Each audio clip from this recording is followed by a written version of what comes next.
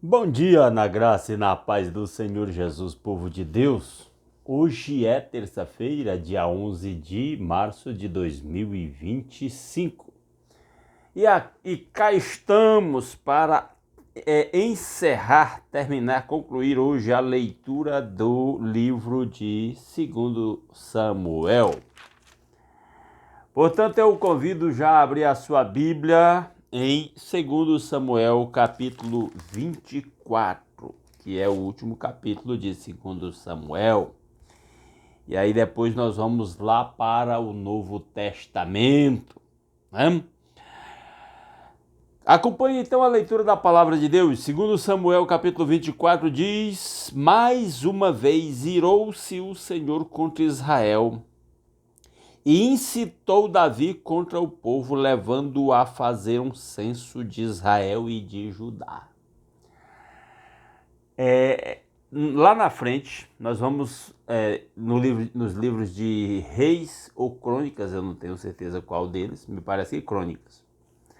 Nós vamos ler novamente uma outra versão desse mesmo episódio aqui.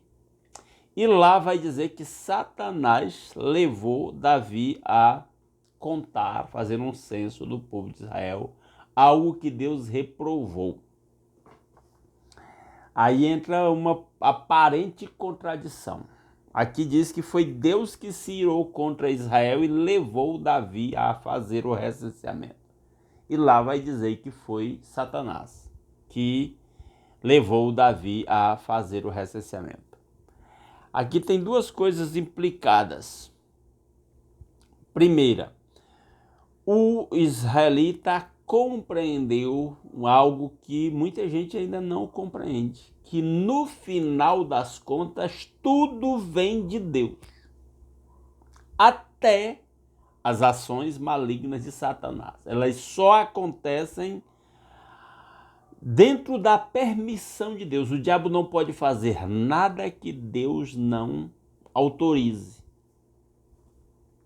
Então, quando outro autor vai dizer que foi Satanás quem incitou Davi a contar o povo de Deus, ele tem razão. Foi Satanás, porque Deus autorizou. E quando esse autor aqui diz que foi Deus quem incitou o povo Davi a contar o povo, ele também tem razão, porque foi Deus que autorizou Satanás a tentar Davi a fazer este recenseamento. Segundo detalhe, o texto diz: o Senhor irou-se. Mais uma vez, irou-se o Senhor contra Israel e incitou Davi. Por que irou-se? Alguma coisa, vamos dizer assim, decepcionou Deus. E é muito simples isso, porque nós somos naturalmente pecadores. Então, Deus irar-se contra nós, a ira de Deus, isso é um assunto pouco falado. Fala-se muito no amor de Deus e quase nada da ira de Deus, sendo que os dois atributos em Deus são perfeitos, porque Deus é perfeito em tudo. Deus é perfeito na sua ira, tanto quanto Deus é perfeito no seu amor. Porque se não fosse assim, Deus não era Deus. Deus não seria o supremo, o eterno, o completo e o perfeito. Então, que Deus irou-se contra Israel, aqui não diz exatamente o motivo, pelo contrário, simplesmente diz que Deus, por causa da sua ira, incitou Davi contra o povo de Israel. E aí levou Davi a fazer o censo, certo? E aí tem um terceiro detalhe. Era proibido contar o povo? Não. Não era proibido contar o povo, até porque lá no livro de Números ele é chamado de Números por causa das várias contagens que foram feitas lá. Foi feito 2 censos da nação inteira. Foram contados tribos individuais. Houve um momento que foi contado a tribo de Levi para exercer o sacerdócio. Então não era pecado fazer censo. O problema foi o que motivou Davi a fazer o censo. Talvez aqui agora Davi está orgulhoso da nação que o povo, do seu povo, né, da nação que o povo de Deus se tornou. E por isso ele conta e meio que coloca a sua confiança em vez de em Deus em determinado momento. Em vez de colocar a sua confiança em Deus, ele coloca a sua confiança no tamanho do seu exército. Porque no final a contagem do povo tinha por objetivo ver quantos soldados Davi dispunha para as suas muitas guerras, né? Então, o problema deve ter sido o orgulho de um grande exército, a confiança em um grande exército, em vez de confiar em Deus. Dito isso, vamos à continuidade da leitura. Mais uma vez, eu vou ler o verso 1, mais uma vez irou-se o Senhor contra Israel e incitou Davi contra o povo, levando-o a fazer um censo de Israel e de Judá. Então o rei disse a Joabe e aos outros comandantes do exército: vão por todas as tribos de Israel, de Dan a Berseba, e contem o povo para que eu saiba quantos são. Davi dá uma ordem. Joabe, porém, respondeu ao rei: que o Senhor, o teu Deus, multiplique o povo por 100. E que os olhos do rei, meu senhor, o vejam. Mas por que o rei, meu senhor, deseja fazer isso? Não pareceu bem aos olhos do Joabe aí essa contagem do povo. Mas a palavra do rei prevaleceu sobre a de Joabe, sobre a dos comandantes do exército. Então, eles saíram da presença do rei para contar o povo de Israel. Parece que os comandantes do exército também, os demais, não eram a favor da contagem, mas a palavra do rei prevaleceu. E atravessando o Jordão, começaram em Aroer, ao sul da cidade no vale, depois foram para Gade, de lá para Jazar, Gileade e Cádiz dos Hititas, chegaram a Dan-Jaã e às proximidades de Sidom, dali seguiram na direção da fortaleza de Tiro e de todas as cidades dos heveus e dos cananeus, por último foram até Berseba no Neguebe de Judá. Percorreram todo o país e voltaram a Jerusalém ao fim de 9 meses e 20 dias. Esse censo demorou um prazo longo. Então Joabe apresentou ao rei o relatório do recenseamento do povo. Havia em Israel 800.000 homens habilitados para o serviço militar e em Judá 500.000. Então você vê aqui o objetivo realmente era verificar quantos estavam disponíveis para compor o exército em caso de guerras. Verso 10. Depois de contar o povo, Davi sentiu remorso e disse ao Senhor: pequei gravemente com o que fiz. Agora, Senhor, eu imploro que perdoes o pecado do teu servo, porque cometi uma grande loucura. Então Davi lá teve um peso de consciência depois que o negócio já estava feito. E agora ele reconhece, confessa diante de Deus e pede perdão. Apesar dos pecados que Davi já cometeu, do pecado grave lá anterior, né, que já fizemos menção, Davi continua sendo um homem temente a Deus. Isso aqui é interessante. Não é que o cristão não peque, cristãos pecam. O problema é que o pecado incomoda o cristão.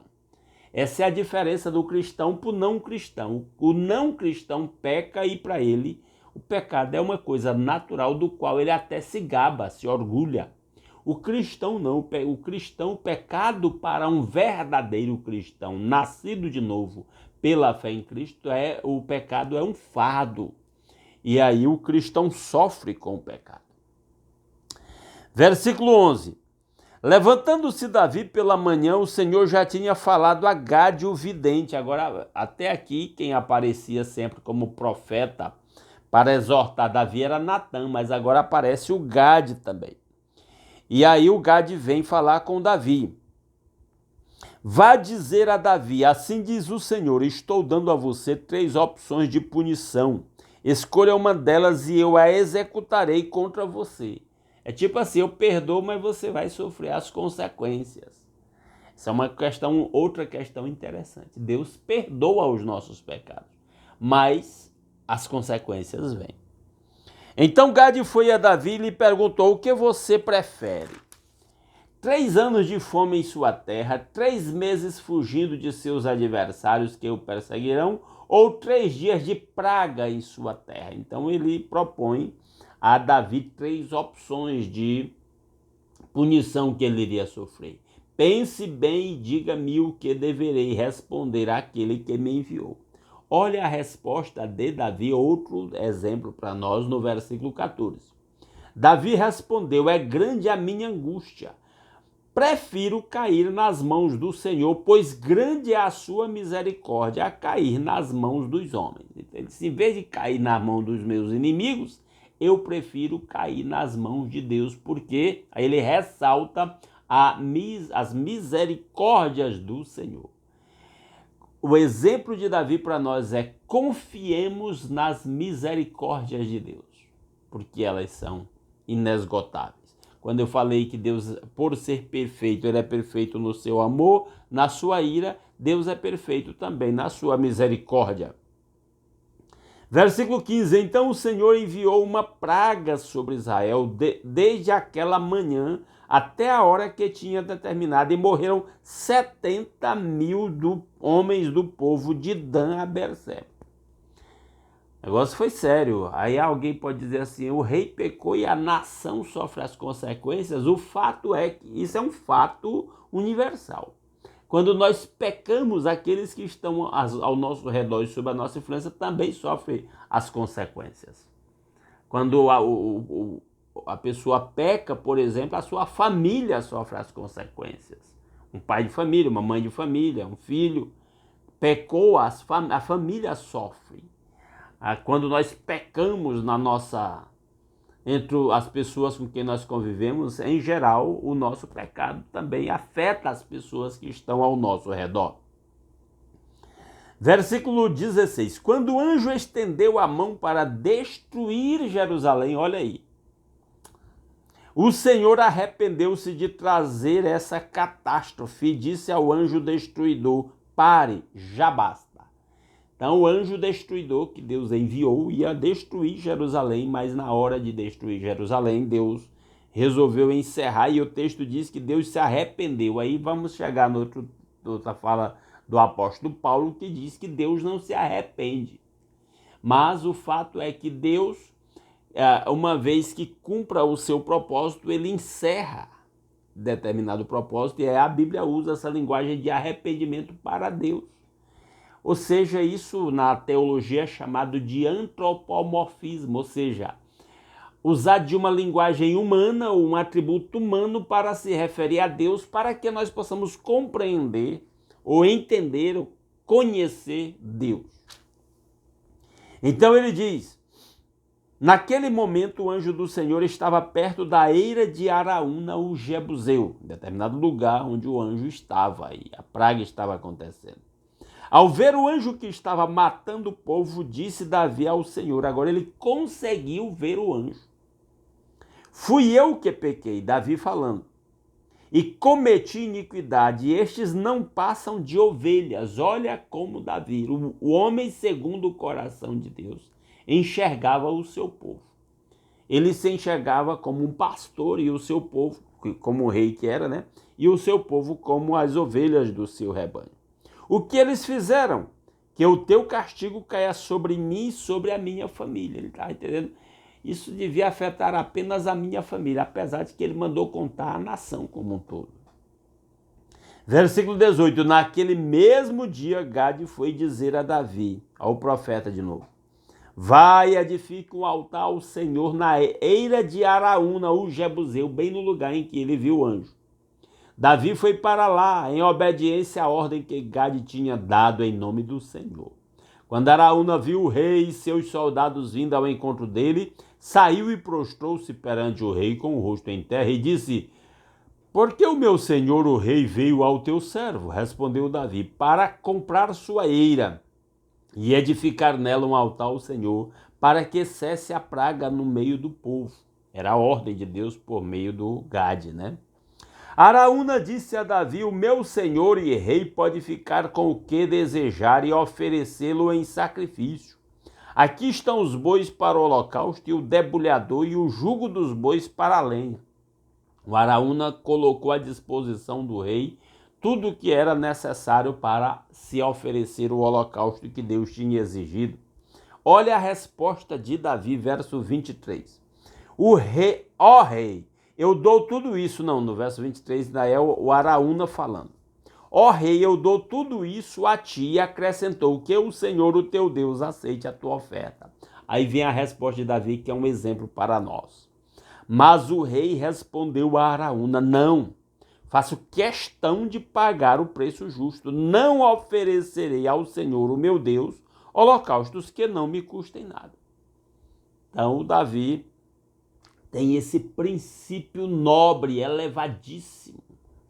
Ele diz: eu não vou oferecer ao Senhor holocaustos que não me custem nada. O que nós temos oferecido ao Senhor? As nossas ofertas ao Senhor tem custado algum sacrifício da nossa parte ou entregamos o que não vai nos custar nada? Isso mostra o valor que nós damos ao nosso Deus e ao que nós oferecemos a Ele, ao nosso relacionamento com Ele. É bom a gente refletir sobre isso. E o texto termina dizendo: e comprou a eira e os bois por 50 peças de prata. Davi edificou ali um altar ao Senhor e ofereceu holocaustos e sacrifícios de comunhão. Então o Senhor aceitou as súplicas em favor da terra e terminou a praga que destruía Israel. Graças a Deus nós temos um sacrifício perfeito a oferecer ao nosso Deus.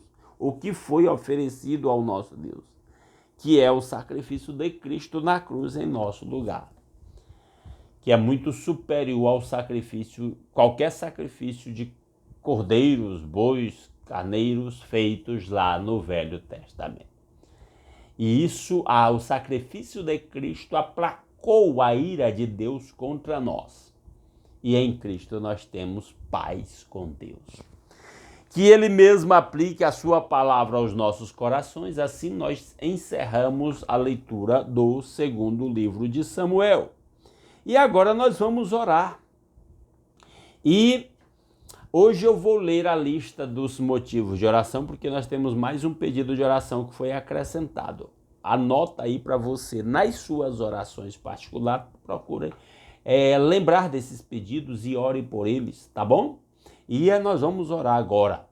A irmã Raquel pede pela salvação da sua família. A irmã Maria Luzimar pede pela saúde dela mesma e do seu esposo Raimundo Nonato e pelo retorno dos seus filhos aos caminhos do Senhor. A irmã Silvia também pede pela salvação da sua família. A irmã Marlene pede pelo retorno dos seus filhos que estão desviados, dos caminhos do Senhor, para que se voltem. Eu continuo pedindo pelo meu primo Alex e pela cirurgia que ele precisa fazer na cabeça. A irmã Ana Lúcia pede pela sua filha Ana Beatriz e pelo retorno dos seus filhos aos caminhos do Senhor. A irmã Tânia pede pela salvação do Rian e da Daiane, e pelo filho do casal, o segundo filho do casal que tem autismo. A irmã Raquel pede pela sua mãe, dona Nair, que já está idosa e com Alzheimer, e pelas cuidadoras, para que haja um ambiente harmonioso lá no cuidado com a sua mãe. A irmã Francisca pede pelo seu filho Tiago, para que se volte para os caminhos do Senhor. A irmã Maria do Carmo pede por si mesma e por sua família. Eu creio que por sua saúde, se a irmã Maria do Carmo estiver nos ouvindo, nos fale sobre isso, sobre o seu pedido de oração. Mas oremos pela irmã Maria do Carmo e pela sua família.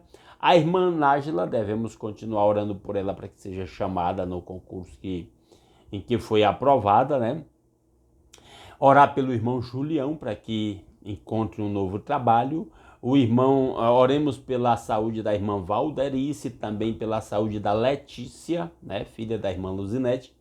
Oremos pelo Agostinho, primo da irmã Aldair, que está com câncer. E aí eu pergunto à irmã Aldair se o Agostinho já é convertido a Cristo. O pastor Osemar pede pela sua esposa Marinei, que também está lutando contra o câncer. A irmã Maria Eugênia pede pela sua família. A irmã Eurides pede pelo seu sobrinho, que está fez uma cirurgia, está em recuperação. deixa eu ver aqui, a irmã Raquel pede pela Nayara, que está com problema nos olhos, para que tenha recuperação. A irmã Luzinete pede pela salvação da sua família, né, e pela cirurgia a qual a irmã Luzinete vai se submeter. A irmã Raquel pede pela restauração dos casamentos da Patrícia e do Gilvan, do Paulo e da Madalena, da Joyce e do André. E o novo pedido é de uma irmã chamada Maria Aparecida, que pede pela saúde da sua cunhada chamada Rosinei, que vai ser submetida a uma cirurgia. Vamos orar então, e aí eu quero dizer que você pode deixar o seu pedido de oração aqui nos comentários desse vídeo, eu acrescento aquela lista ali para que nós oremos. E eu sempre, de vez em quando tem pedido novo, vou reler a lista para que a gente lembre-se desses pedidos e inclua-os nas orações, no momento das nossas orações particulares. Vamos orar. Nosso Deus e nosso Pai maravilhoso, muito obrigado pelas incontáveis bênçãos com que o Senhor nos tem abençoado. Obrigado pela noite de paz, obrigado pelo descanso, obrigado pelo novo dia, eu acordar com saúde, poder começar esse novo dia aqui, por esse meio de comunicação, em comunhão uns com os outros, lendo a sua palavra, alimentando o nosso espírito, buscando a sua face em oração. Muito obrigado pelo lar, pela família, pelo pão de cada dia, pelo trabalho, com que cada um ganha o sustento. Pai, agora colocamos diante do Senhor cada um desses pedidos que meus irmãos fizeram. Em nome de Jesus, esteja agindo na vida da Marinei, que precisa fazer aquela cirurgia. Ó Deus maravilhoso, que o Senhor conduza tudo aquilo para que a cirurgia aconteça e seja coroada de êxito, ela possa desfrutar de saúde. E se ela já serve ao Senhor, fortalece-lhe a fé. E se ela ainda não serve ao Senhor, atrai-a para si. Quem sabe até usando essas circunstâncias de tratamento. E aí eu clamo em nome de Jesus pela cirurgia que a irmã Luzinete precisa fazer nos olhos. E aí eu clamo pela saúde do irmão Raimundo Nonato e da irmã Maria Luzimari, pelo retorno dos filhos do casal aos caminhos do Senhor. Aí eu clamo, ó Deus, em nome de Jesus, pelo retorno dos filhos da irmã Marlene para os caminhos do Senhor, pela salvação da família da irmã Silvia, pela salvação da família da irmã Luzinete. Ó Deus maravilhoso, em nome de Jesus, eu peço pela salvação da família da irmã Raquel. Ó Deus, eu clamo pelos casamentos, ó Deus, daqueles casais que a irmã Raquel menciona, para que haja harmonia entre os casais, para que haja salvação daqueles cônjuges que ainda não entregaram suas vidas a Cristo. Eu clamo pela vida da dona Nair, cuida dela em nome de Jesus, que em algum momento de lucidez ela lembre de Cristo, ó Deus, e do que foi feito por ela na cruz, e abra o seu coração para a grande salvação em Jesus Cristo, ó Deus.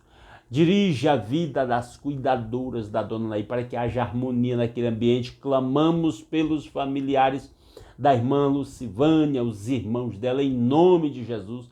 Colocamos diante do Senhor o lar, a vida, ó Deus, da irmã Nájila, pedindo que ela seja chamada para o concurso no qual passou. Ó Deus, para ocupar a sua vaga, abre porta de um novo trabalho para o irmão Julião, cuida da saúde da irmã Lídia, da irmã Letícia, da irmã Valderice. Ó Deus, esteja operando, abrindo portas na vida do meu primo Alex para acontecer aquele tratamento, se esta é a sua vontade. Que os seus ouvidos estejam atentos a cada petição que lhe foi feita. Ó Deus, pelos meus irmãos, coloco diante do Senhor a esposa do pastor Osimar. Ó Deus, clamo pelo Agostinho, ambos tratando de doença tão grave, em nome de Jesus. Que eles depositem toda a sua confiança no Senhor e que o Senhor faça milagres a seu favor. E se é da vontade do Senhor usar os médicos, seja feita a sua vontade. Ó Deus maravilhoso, que a bênção do Senhor esteja sobre o seu povo neste novo dia, para que possamos compartilhar a sua bênção por onde quer que formos, na vida de todos aqueles que cruzaram o nosso caminho, para que em tudo o nome do Senhor seja glorificado em nossas vidas. Ó Deus, nós pedimos tudo isso graças ao nosso Senhor Jesus Cristo, que é a maior de todas as bênçãos que a humanidade pode conhecer. Seu sacrifício em nosso lugar, o perdão dos nossos pecados, a nossa reconciliação com o Pai, o privilégio de fazer parte do seu povo, livre acesso à sua presença. É a nossa petição em nome de Jesus. Amém. Aleluia. E assim encerramos a leitura de 2 Samuel. Amanhã vamos continuar a leitura em outro livro, lá agora do Novo Testamento. E aguardo todos os irmãos aqui às 5h30 da manhã. Um grande abraço a todos.